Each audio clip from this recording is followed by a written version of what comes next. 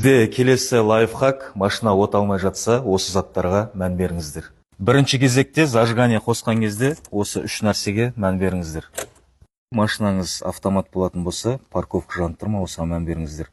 Екінші, чек жанып тұру керек, және машинаңыз чиповый болатын болса, кілтте чип бар болса, иммобилайзер, жану керек.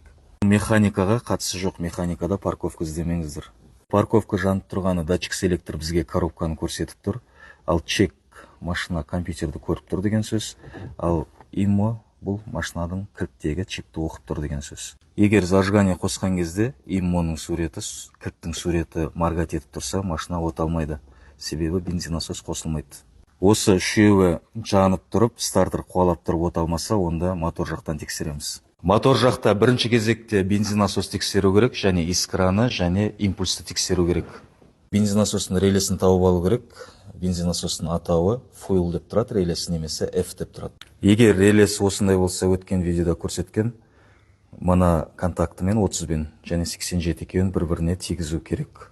Релеңіз осындай болатын болса, мына контактымен 30-бен 87-ін бір-біріне замикать ету керек. Релесін суырған кезде, міне 87 мен 30-шы контакттың бір-біріне перемешкіне тигіземіз. Осындай кішкене сымаласаңыз, осыны міне 30 бен 87-ні қосамыз, сол кезде бензинасостың дауысы дызылдау керек. Бірақ міндетті түрде зажигание қосулы болу керек. Бензинасос жасап тұр, көз жеткіздік, форсункаға дейін кеп тұр. Ендігі кезекте форсунканың импульстерін тексеру керек, және искраны тексереміз. Форсунканың импульсын тексеру үшін бізде диодой контролькін қолданамыз, мынаны емес. Себебі бұл компьютерді күйдіріп жіберуі мүмкін. Бұл контролькілер екеуі де 1000 теңгеден тұрады. Міне бізде форсунка, бір форсунканың фишкасын суырамыз, через зажигание плюс бар ма, соны қараймыз. Қазір бізде жоқ. Зажигание қосыңыз. Міне бір плюс келді через зажигание. Екіншісіне импульс келеді. Зажигание плюс келіп тұр.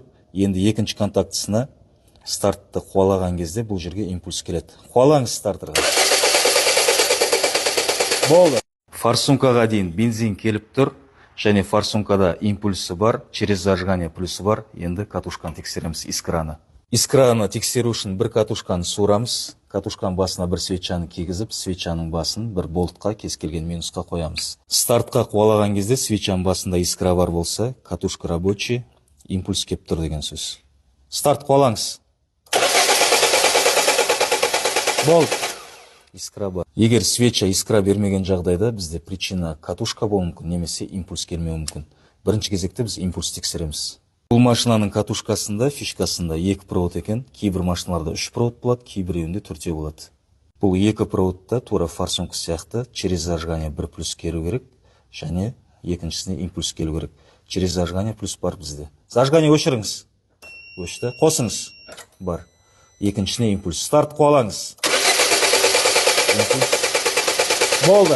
Форсункада импульсы болды, және катушкада импульс бар. Егер жаңа искра шашпаған жағдайда бізде катушканы ауыстыру керек болады.